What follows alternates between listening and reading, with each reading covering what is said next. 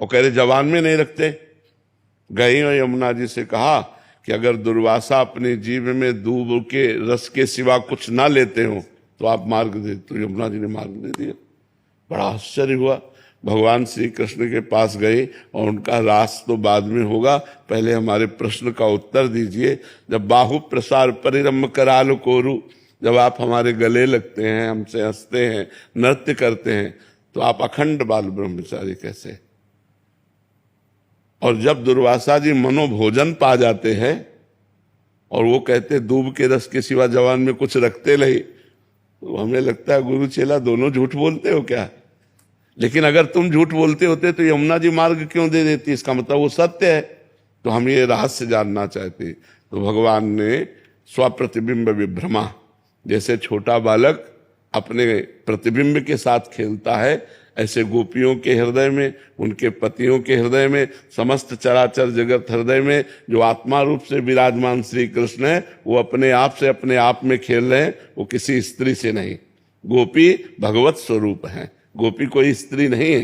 गोपी श्री कृष्णमय है, जिनका मन श्री कृष्ण, जिनके प्राण श्री कृष्ण, जिनकी बुद्धि श्री कृष्ण, जिनका जीवन श्री कृष्ण, सर्वस्व जिनके श्री कृष्णमय हो गए, उनके साथ वो रास खेल रहे। किसी स्त्री के साथ थोड़ी खेल रहे हैं, वो अपनी आत्मा के साथ खेल रहे हैं। और दुर्वासा जी अभोक्ता भाव से, कर्ता और भोक्ता भाव रहित सिद्ध योगी हैं। तो उन्होंने पाया, तुमने पवा दिया, लेकिन वो इच्छा रहित है, उन्होंने कुछ नहीं पाया। ये तुम्हारी इच्छा थी इसलिए वो पा लिए। इच्छा रहित जो पाया गया, जैसे कर्म में अकर्म और अकर्म में कर्म, तो ये सिद्ध महापुरुष की बात है, अपने लोगों की नहीं, देहाभिमानियों की नहीं। जो सिद्ध महापुरुष हो गए हैं वो कर्ता भाव रहित हैं, इसलिए कर्म में अकर्म, और प्रकृति क्रियाशील है इसलिए अकर्म में वो कर्म देखते हैं।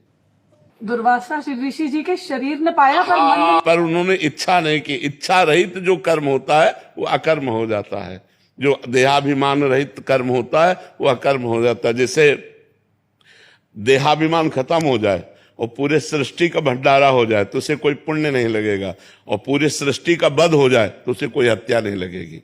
वो स्थिति होती है, एक दिव्य स्थिति होती है। तो उस स्थिति को ही साधना के द्वारा प्राप्त किया जाता है। अमन राय जी इंदौर से।